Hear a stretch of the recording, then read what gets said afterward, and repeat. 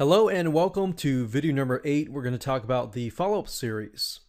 What should you email in your follow-up series?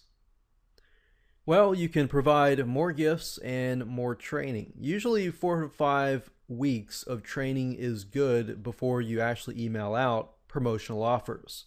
So basically remember, balance education, then promotion. Education, then promotion. Do it back and forth. And you also want to stick with a medium, as this will attract a certain type of person as well. You can either do videos, you can do audio podcasts, you can do just plain text emails, but whatever you choose, try to stick with one consistently. So video, textual, or audio. You can do a video a week if you like to do videos and that's faster for you, or you can do textual, or you can do audio podcasts as well. Now, the key to this is connect each week backwards. So week 4 should have a link back to week number 3. So in the email with week 4, you can say something like, I hope you had a chance to view week 3.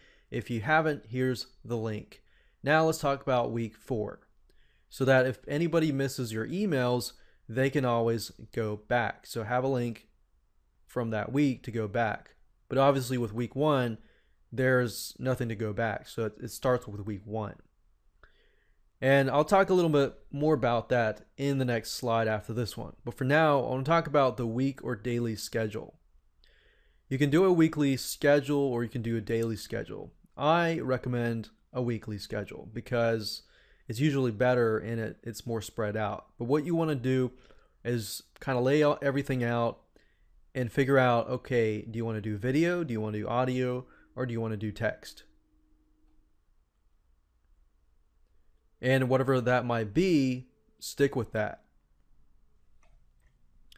Now, let me help you out by giving you a sample email 1 and sample email 2. With a sample email 1, this is what I would write. This is basically the initial offer. I would say, welcome and thanks for signing up. Here's your gift. And then, of course, I would include the link.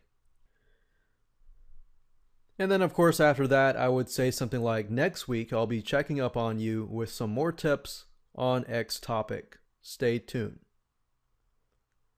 So this first email sets the tone for the future emails. Then, of course, we got sample email number 2. And I would say something like, I hope you enjoyed your gift, and if you missed it, here's your link. So I point back to the email number 1.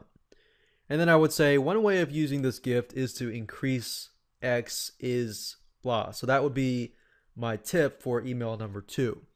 And then after that, providing that email tip, I would say today I want to elaborate on this more, blah, blah, blah. So I'd elaborate on it more. And then I would set the tone for the next email and say, next week we'll discuss blah. See you then.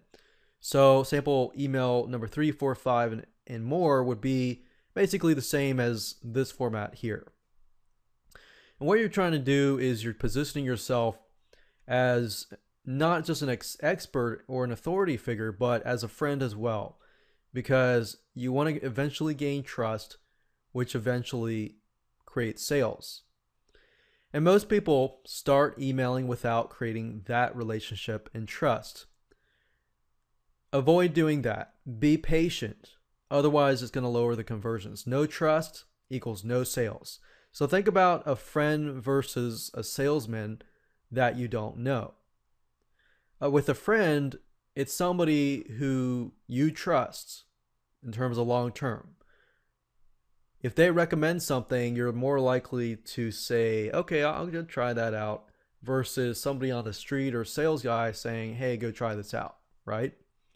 So you want to position yourself as a friend. Higher conversions, long-term list strength, and sales. With a salesman, it's short-term hype. They get all excited, but then that wears off later on. You may make sales in the beginning, but of course then you're going to lose your conversions later down the road.